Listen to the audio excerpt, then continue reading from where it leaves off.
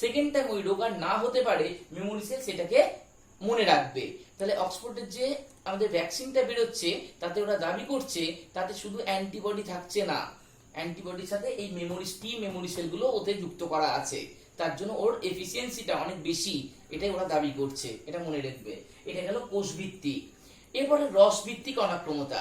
দেখো রসভিত্তিক অনাক্রমতা কি? রসভিত্তিক অনাক্রমতা মানে এটা প্রথমে অ্যান্টিজেন, আর এটা মনে করো এই বিটা সেল, হ্যাঁ বি সেল, সরি, এই অ্যান্টিজেনের প্রভাবে এই বি সেল রূপান্তরিত হলো ব্লাস্ট সেল। এরপরে ব্লাস্ট সেল থেকে তৈরি হলো প্লাজমা সেল। আমরা বলছি একটু দেখে নাও। প্রথমে এটা অ্যান্টিজেন, অ্যান্টিজেনের প্রভাবে এই বি সেলটা রূপান্তরিত হয়েছে প্রথমে ব্লাস্ট সেলে। ব্লাস্ট সেল থেকে তৈরি হয় প্লাজমা সেল। এই প্লাজমা সেল এবারে তৈরি করবে অ্যান্টিবডি। এই প্লাজমা সেল এবারে কি তৈরি করবে? অ্যান্টিবডি। এই অ্যান্টিবডি আর এই অ্যান্টিজেন এবারে ওই বিভিন্ন ভাবে বিক্রিয়া করবে, যেটা তোমাকে প্রথমে এবারে বলেছিলাম। নয় তারা অ্যাগ্লুটিনেশনের মাধ্যমে, নয় তারা প্রেসিপিটেশনের মাধ্যমে যেটা পড়লাম, নয় তারা নিউট্রিলাইজেশনের মাধ্যমে, আর নয় তারা বলো ওই লাইসিস, এরকম ভাবে এই অ্যান্টিবডি এই অ্যান্টিজেনকে ধ্বংস করবে। তাহলে আবার বলছি, প্রথমে অ্যান্টিজেনের সঙ্গে প্রভাবে এই বি সেল রূপান্তরিত হয়ে যায় ব্লাস্ট সেলে। ব্লাস্ট সেল থেকে তৈরি হয় প্লাজমা সেল। প্লাজমা সেলগুলো তৈরি করে অ্যান্টিবডি। অ্যান্টিবডি তৈরি করার পরেই অর্থাৎ বিটা সেল থেকে অ্যান্টিবডি তৈরি হয়, এবং সেই অ্যান্টিবডি এই অ্যান্টিজেনকে ধ্বংস করবে। কিভাবে ধ্বংস করবে? বিভিন্ন উপায়, যেটা একটু আগে আমি তোমাদেরকে বলেছি। ক্লিয়ার? আচ্ছা, এই গেল রস ভিত্তিক। তাহলে তোমরা যদি শর্ট কোশ্চেন করে কোষ ভিত্তিকের জন্য কোন কোষ দায়ী, তাহলে বলবে টি সেল। আর রস ভিত্তিকের জন্য বা হিউমোরালের জন্য কোনটা দায়ী, তাহলে বলবে বি সেল। হয়েছে? বারবার করে বলছি, এটা মনে রেখো। রস ভিত্তিক আর কোষ ভিত্তিকের মধ্যে যে পার্থক্য সেটা পারলে একটুখানি দেখে নেবে। আচ্ছা, মেইনলি এই অনাক্রমতা আমরা কোষ ভিত্তিক আর রস ভিত্তিক দুই প্রকার অর্জিত অনাক্রমতাকে আমরা দুটো ভাগে ভাগ করলাম।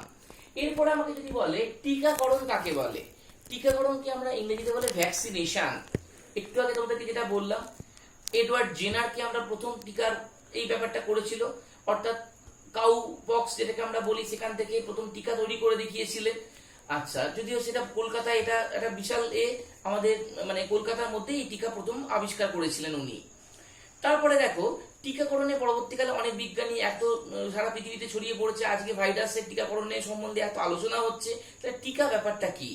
বলছে কোনো রোগের জীবাণুর সজীব বা অর্ধমৃত বা তার জীবাণুর দেহের কোনো অংশ আমার শরীরের মধ্যে ঢুকিয়ে দিলে আমার শরীর যদি অ্যান্টিবডি তৈরি করতে সক্ষম হয়, তখন ওই মৃত জীবাণুর দেহ বা দেহের অংশকে আমরা টিকা বলতে পারি, ভ্যাকসিন বলতে পারি। আর ভ্যাকসিনেশন হচ্ছে টিকা দেওয়ার পদ্ধতি। হয়ে গেল, বা টিকাকরণ যেটাকে আমরা বলি। বিভিন্ন রকমের ভ্যাকসিন হয়, যেমন আমি কতগুলো ভ্যাকসিনের নাম এখানে বলছি, একটু দেখে নাও। যেমন দেখো,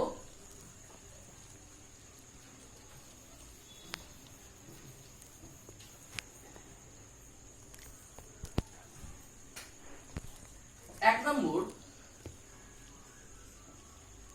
জীবিত টিকা। এটা হচ্ছে গুটি বসন্ত, অর্থাৎ গুটি বসন্ত রোগের ক্ষেত্রে যে টিকা আমরা ব্যবহার করি সেটা বসন্ত রোগের টিকা হচ্ছে ভ্যারিওলা ভ্যাকসিনিয়া, নাম পড়েছে। এই ভ্যারিওলা ভ্যাকসিনিয়া যে টিকাগুলো, সেগুলো জীবন্ত গুটি বসন্ত রোগের টিকায় কিছুটা দুর্বল করে আমাদের শরীরের মধ্যে দিয়ে দেওয়া হয়। এটা জীবন্ত লাইভ ভ্যাকসিন যেগুলোকে আমরা বলতে পারি। এরপরে জীবিতের পরে চলে যাচ্ছে দেখো আংশিক জীবিত।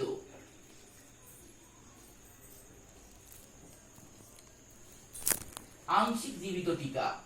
আংশিক জীবিত টিকার মধ্যে আমরা উদাহরণ বলতে পারি বিসিজি। বিসিজি ফুল ফর্ম হচ্ছে ব্যাসিলাস কালমেট গুরিন। ব্যাসিলাস কালমেট গুরিন, যেটাকে আমরা যক্ষা রোগের বা টিবি রোগের টিকা বলি। যক্ষা রোগের টিকাও আবিষ্কার হয়ে গেছে, এটাকে বিসিজি বলি। তাহলে এটা ওই যক্ষা রোগের জীবাণু কি বলো? Mycobacterium tuberculosis. এই জীবাণুর আংশিক জীবিত জীবাণুকে আমার শরীরে প্রবেশ করানো হয় এই টিকা রূপে, সে অ্যান্টিবডি তৈরি করবে। হলো? আচ্ছা, 3 নম্বরটাকে বলে মৃত জীবাণু।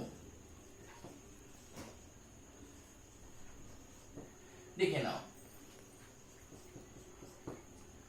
মৃত জীবাণুকে আমরা বলতে পারি টিটি। টিটি ফুল ফর্ম হচ্ছে টিটেনাস টক্সয়েড, অর্থাৎ টিটেনাস রোগের জন্য কোনো কিছু কেটে গেলে আমরা টিটেনাস নিই, যে টিকাটা নিই সেটার নাম হচ্ছে টিটি, তার ফুল ফর্ম হচ্ছে টিটেনাস টক্সয়েড। টিটেনাস রোগের যে জীবাণু, তার মৃত জীবাণুকে, ক্লস্ট্রিডিয়াম টিটেনি, এই মৃত জীবাণুকে আমাদের শরীরের মধ্যে প্রবেশ করানো হয়। শুনতে পেলে? কি রূপে? যাতে অ্যান্টিবডি সে তৈরি করতে পারে। এরপরে আমরা বলতে পারি টক্সয়েড। দেখে নাও, টক্সয়েড,